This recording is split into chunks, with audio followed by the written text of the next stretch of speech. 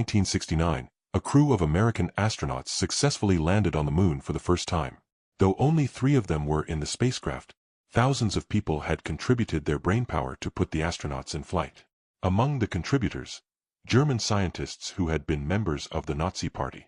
The United States recruited them in the years after World War II under a federal program called Operation Paperclip. The program remains a controversial chapter in American history, when U.S. officials incorporated former Nazis into American life and institutions. Here's how Operation Paperclip got off the ground. What is Operation Paperclip? In the spring of 1945, Allied forces were closing in on Nazi Germany, and the end of the war in Europe was in sight. Officials started to make plans for what the post-war world would look like, and that involved securing some of Germany's best scientific minds to support American technological advancement. After all, Americans were simultaneously impressed and terrified by what they had considered to be German technological supremacy during the war. They braced themselves for a next-generation Wunderwaffen, or wonder weapon, and heard reports of fatally precise weapons like the V-1 cruise missile and V-2 rockets. The U.S. worried that France or the Soviet Union would poach the best German scientists, especially as the Cold War intensified.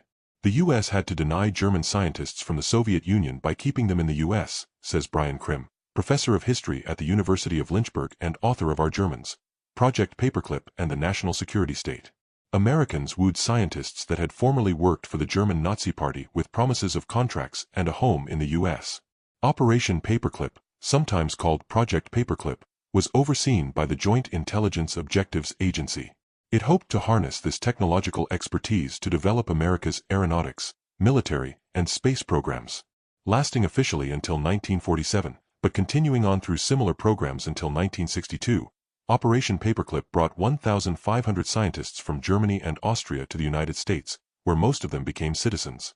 When deciding which German scientists to recruit, U.S. officials worked off a list of 15,000 scientists curated by German engineer Werner Osenberg during the war. As Allied troops advanced in 1945, German officials panicked. They tore up Osenberg's documents and attempted to flush them down a toilet at Bonn University. The almost destroyed documents were recovered and helped American officials decide which scientists to select. Why is it called Operation Paperclip? The program's name boils down to the use of paperclips as a kind of earmark on candidates' files. According to journalist Eric Lichtblau's book The Nazis Next Door, How America Became a Safe Haven for Hitler's Men, recruiters vetted scientists to learn whether they were current members of the Nazi Party or sympathetic to the party's core tenets, officially, at least. And so, officials placed paperclips at the top of security dossiers for the scientists that interested them, Krim explains. The reason for this was to indicate to investigators that the scientists should only receive the most cursory review of their record.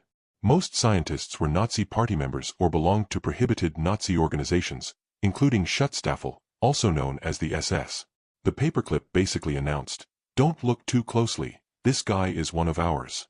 Although no U.S. agencies have publicly addressed the vetting process used during Operation Paperclip, independent investigations by scientists and journalists have raised questions about the backgrounds of several scientists in the program. How Operation Paperclip helped fuel the space race. In the 1950s and 1960s, the American space program accelerated as the U.S. and Soviet Union vied to put a man on the moon. Some beneficiaries of Operation Paperclip played a role in supporting America in this so-called space race. One participant was German scientist Wernher von Braun.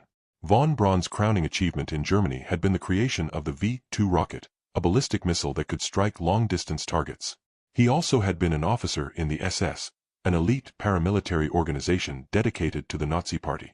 Stationed first in Fort Bliss, Texas, and then in Huntsville, Alabama, von Braun and his team developed rockets and missiles for the American military before being transferred to NASA in 1960.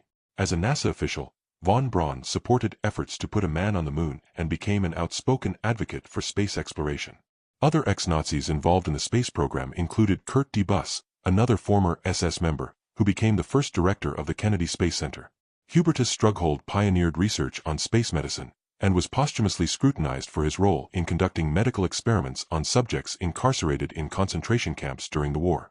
Operation Paperclip's controversial vetting process.